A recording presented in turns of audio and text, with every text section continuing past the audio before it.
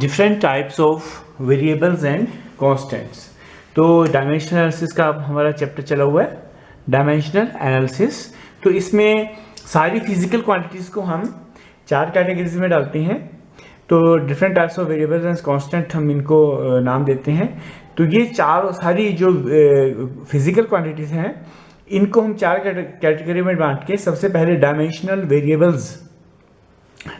Variables क्या होते हैं कि ऐसे वेरिएबल्स जो डायमेंशन रखते हैं, जिनकी डायमेंशन फार्मूला होता है, उनको हम डायमेंशनल वेरिएबल्स बोलते हैं। जैसे कि हमारे पास एरिया है, मैं यहाँ पे एरिया जैसे ये मैंने लिखा है dimensional variables, area, volume, velocity, force, work, ये सारे डायमेंशनल क्वांटिटीज़ हैं। कैसे हम एरिया का आपको पता है एरिया की डायमेंशन होती है लेंथ इंटू ब्रेड्थ L2, तो फॉर्मूला बनेगा m0 L2, ये आपको पता है, ऑलरेडी पता है, सब कुछ आपको जानते हैं।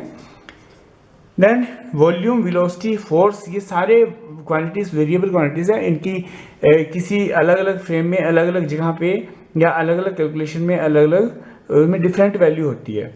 तो डिफरेंट टाइम में डिफरेंट वैल्यू हो सकती है। तो ये वेरिएबल्स कहते हैं, ऐसी क्वांटिटीज़ को वेरिएबल्स कहते हैं, और इनकी डायमेंशन होती है, तो इनको dimensional variable. And then non dimensional variables, the variables quantity which do not possesses dimensional formula are called non dimensional variables. इसमें जैसे एंगल है, आपकी क्वांटिटी एंगल क्या होता है, angle is equal to arc by radius, आपको ध्यान है, तो arc by radius, length by length. तो इस तरह से और नॉन डायमेंशनल वेरिएबल्स जैसे कि स्पेसिफिक ग्रेविटी आपने सुना होगा, स्ट्रेन सुना होगा, स्ट्रेन, स्पेसिफिक ग्रेविटी सुना होगा, स्पेसिफिक। तो ये स्पेसिफिक ग्रेविटी एंड स्ट्रेन क्या चीज़ है, मैं जैसे कि एंगल है, it's arc by radius, that is, ये एग्जांपल है इसका। तो आर्क बाय रेडियस और length by length have no dimension, m0 L0 T0। इस तरह से स्पेसिफिक ग्रेविटी हमने बोला है, स्पेसिफिक ग्रेविटी ये क्या चीज़ होती है, डेंसिटी ऑफ मटेरियल, कोई भी मटेरियल है उसकी डेंसिटी का कंपैरिजन है वाटर डेंसिटी से, density of water at 4 degree C, at 4 degree C।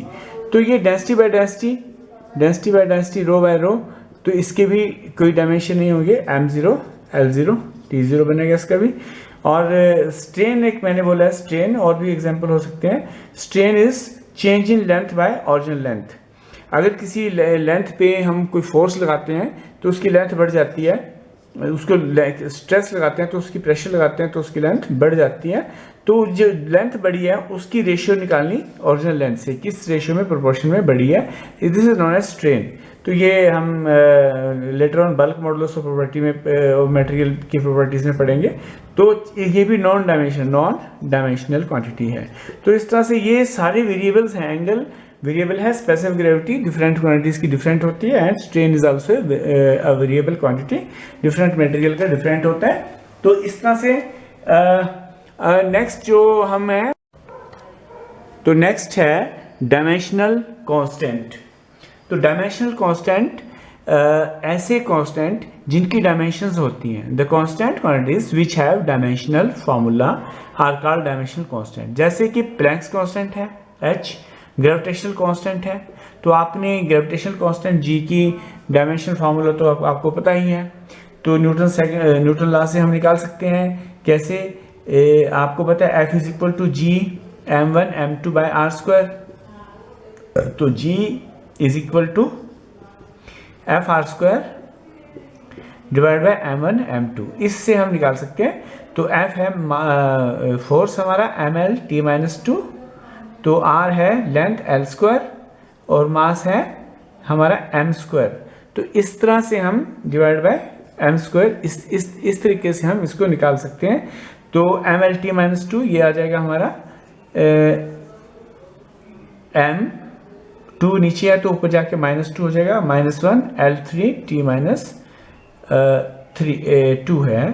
तो इस तरह से ये हमारा ग्रेविटेशन G की डायमेंशन फार्मूला आता है। ये कांस्टेंट है, this quantity is constant. Again Planck's constant की बात कर रहे हैं तो हम प्लैंक्स कांस्टेंट आपको बताता हूँ। Energy is equal to H nu, H is equal to energy by nu, frequency energy है वर्क, एनर्जी का होगा हमारे पास ml2t-2 बाय फ्रिक्वेंसी हमारा टाइम होता है 1 by time, 1 by time means time से आपने मल्टीप्लाई करना, तो ये आ जाएगा हमारा कितना आएगा फार्मूला निकल के ml2t ऊपर जाके प्लस का हो जाएगा, ये माइनस का है t नीचे तो ऊपर जाके प्लस का हो जाएगा, t-1 रह जाएगा हमारा। तो इस तरह से। और नेक्स्ट है non dimensional constant. Non-dimensional constant, the constant quantities which have no dimensional formula are called non-dimensional constant. For example, हमारे जो प्योर नंबर हैं 1 2 3 4 5 6 7 8 9 जो भी सारे नंबर्स हैं, चाहे वो फ्रैक्शन है चाहे नंबर हैं, तो ये सारे ही डायमेंशन नहीं है इनके पास। पाई के पास डायमेंशन नहीं है। ई एक्सपोनेंशियल फंक्शन जो है 2.718 इसकी भी डायमेंशन फार्मूला नहीं होता।